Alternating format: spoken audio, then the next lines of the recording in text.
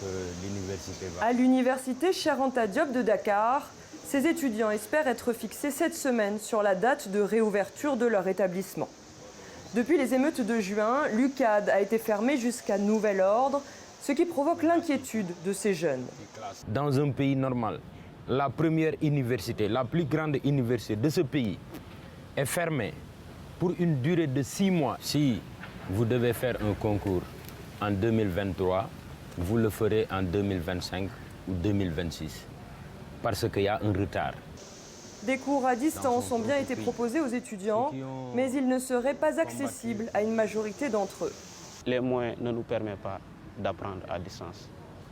Peut-être à Dakar, c'est facile d'apprendre à distance, puisqu'il y a le réseau et tout ça.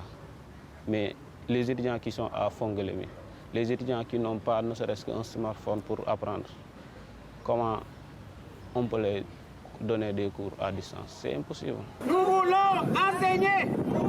Cette situation provoque également la grogne des enseignants. Ce lundi, une centaine d'entre eux étaient réunis lors d'une marche pour dénoncer les fermetures intempestives. Depuis 2019, l'université a été fermée à 3 reprises au moment du Covid, des élections législatives et des émeutes de juin. Les universités, y compris celle de Dakar dans laquelle nous nous trouvons, nous savons pertinemment que les enseignements peuvent reprendre. Si l'autorité refuse la réouverture de l'université, nous considérons que c'est pour des raisons simplement d'ordre politique.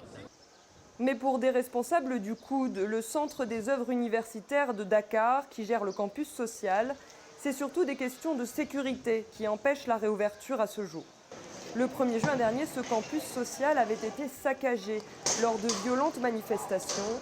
Amphithéâtres, bâtiments, bus et même des archives avaient été brûlés. Vous ne pouvez pas être responsable et ne pas prendre les dispositions nécessaires pour éviter que ce qui s'était produit le 1er juin se reproduise. Les gens, dans leur perception, peuvent penser que c'est une question de politique. Je le leur concède. Mais nous, ce que nous savons, c'est que nous sommes en train de faire tout ce qui est possible pour revenir à une situation normale. Ce mercredi, le conseil académique de l'université doit se tenir et devrait décider d'une date de reprise des activités pédagogiques en présentiel. Mais le campus social, lui, où loge une grande partie des 85 000 étudiants, notamment ceux qui viennent des régions, devrait rester fermé encore quelques mois. Alison Fernandez pour VOA Afrique, Dakar.